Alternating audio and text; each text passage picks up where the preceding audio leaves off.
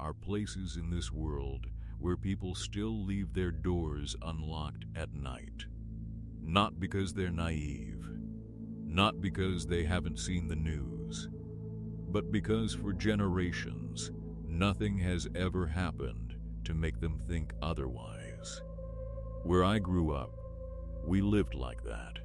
No town, no proper address, really just a stretch of country where everyone knew everyone, and trust was as natural as the air you breathed. We had a neighbor, an older woman who felt like a grandmother to me, even though she wasn't. I was 5, maybe 6 years old, and her house was one of those places that just felt safe, in the way only certain places feel safe when you're that small. She'd give me snacks. She had this Mr. Potato Head that belonged to her son. He was grown by then, long gone, and I'd sit there and play with it for hours. Strange the things that stick with you. Plastic eyes and a felt mustache, and the smell of her kitchen. Core memories, the kind you don't choose. Then her son came home. He'd been in the army, I think. I was too young to remember much about him directly, just impressions, the way kids absorb things without fully processing them. He was in his 20s. He came around. He asked my mother if he could take my older brothers camping. My mother said no. She couldn't explain it then, and she couldn't fully explain it later. Just a feeling, the kind that sits in your chest and doesn't move no matter how much you try to rationalize it away. He seemed fine on the surface, perfectly normal, but something in her said no, and she listened to it, and she never made a big deal out of it. Just no. A little while after that, my mom ran into him at the small local store we had, the only one around for miles. He had bee stings all over him. Visible, multiple, the kind you notice. She asked him about it, the way you do when you're genuinely concerned about someone you know from the neighborhood. He said he got them at the creek. She nodded, said something polite, but on the inside, something snagged. Because the creek wasn't like that. She'd been going there her whole life. Her kids went there. Everyone went there. You didn't come back from the creek covered in bee stings. That just wasn't a thing that happened there. It was a small detail. The kind of thing you could easily explain away. Maybe he wandered further than usual. Maybe he disturbed a nest somewhere off the usual path. She filed it away and didn't say anything to anyone. Then the news came. Campers had been murdered. Out past where we lived, further into the country, the kind of area where you go when you want to be completely alone. A couple and their child. No leads. No suspects. Nothing. The community was shaken in the way that small. Trusting communities get shaken not just by grief, but by the rupture of something they had always believed about the world they lived in. This doesn't happen here. That was the thought. That was always the thought. My mother sat with what she knew. The feeling she'd had when he asked about taking the boys camping. The bee stings that didn't make sense. The timing. She almost didn't call. What was she going to say? I had a bad feeling about my neighbor's son, and he had some bug bites. She wasn't the kind of woman who wanted to cause trouble for someone over nothing, but something wouldn't let her leave it alone. So she picked up the phone and called the police and told them probably nothing, she said. Probably nothing. But here's what I have. I remember the detectives coming to our house. I was young enough that it felt almost exciting, in the way things feel exciting when you don't fully understand what's happening. Men in different clothes sitting in our living room talking to my mom in low voices. I remember the atmosphere more than the words. Something serious happening in a house that was never serious. They told her they had some other evidence. Not enough. Not enough to link him directly to what happened to that family out in the woods. The case stayed open. The couple and their child stayed unavenged. The detective, years later, told my mother that he knew. He knew it was him. But knowing and proving are two very different things, and sometimes the gap between them is where monsters live out the rest of their lives undisturbed. Except he didn't quite. A few years later, a woman ran out of gas on a rural road. He stopped, offered her a ride. What happened next put him in prison. Abduction, attempted murder. She survived. Thank God, she survived. But the campers were never given justice. That case is still open today, and somewhere in my memory, sitting right next to the weight of all of that, is a plastic Mr. Potato Head on an old woman's shelf.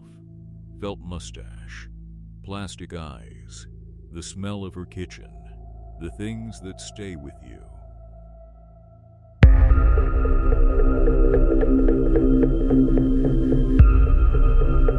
We were young and bored, and that is its own kind of dangerous. There is a specific kind of restlessness that lives in teenage boys late at night, the kind that makes sneaking out of a friend's house feel like an adventure worth having. No destination, no plan, just the neighborhood at 2 a.m, and the small thrill of hiding from headlights when a car rolls past. We were doing nothing. We just wanted to be out. There were woods not far from my friend's house, down past the railroad tracks, off a trail that we both knew existed but had never followed all the way. And in those woods, there was a camp, a few people living out there, off the grid and unbothered. We knew about it. We'd heard about it.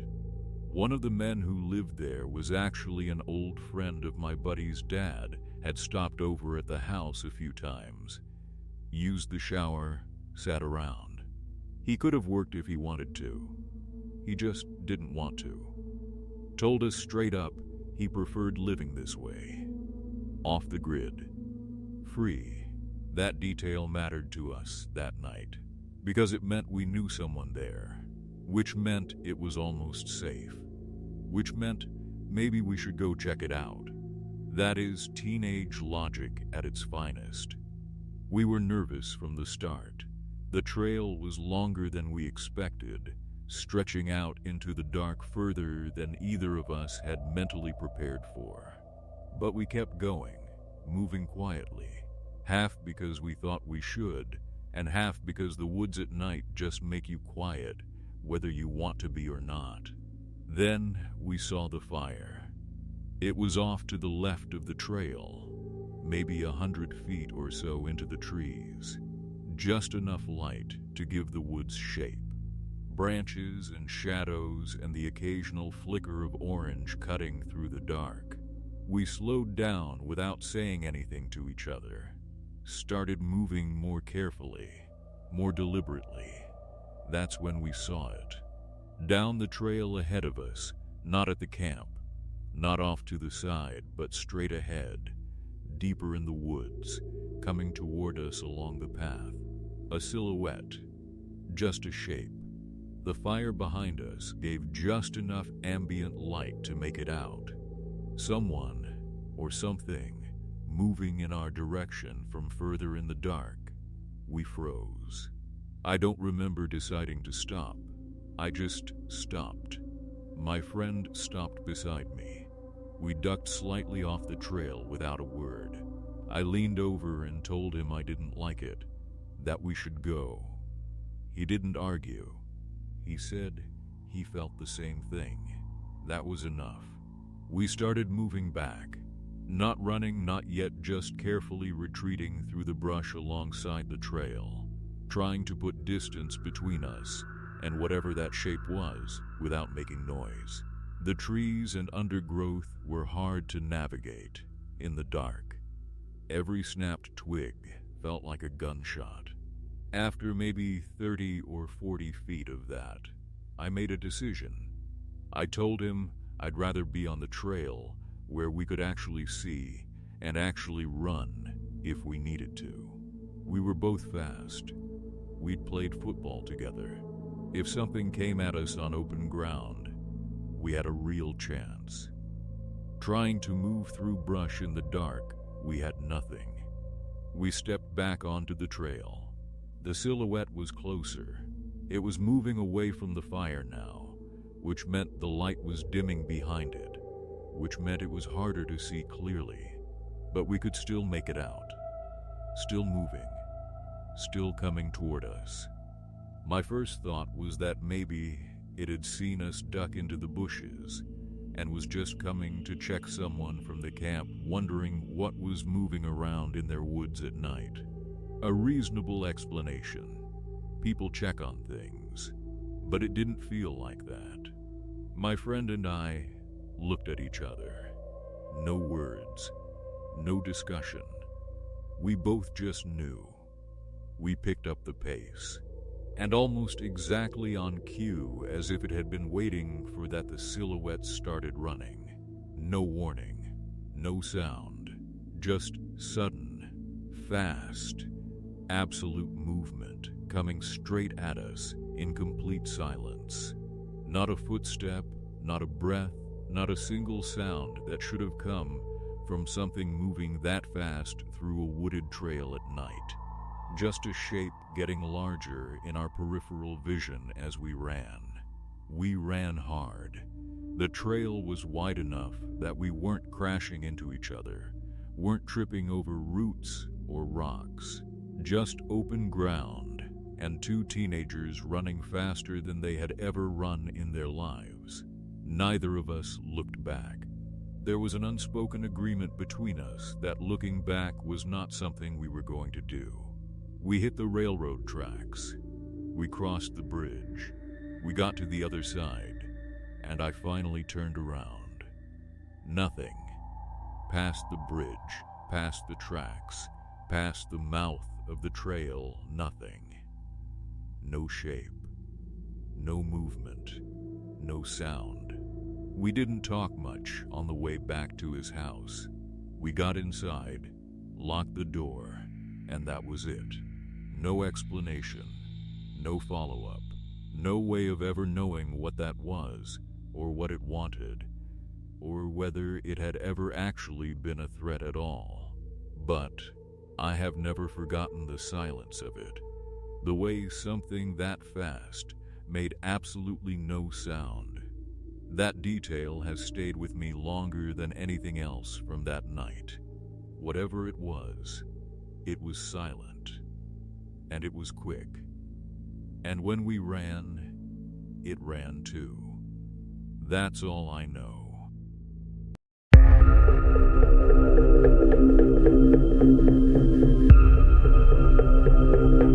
There is a particular kind of human connection that forms only in the margins of other people's lives, not in the big moments, not at weddings or funerals or across dinner tables, but in the small repeated ones, the ones so routine they become invisible.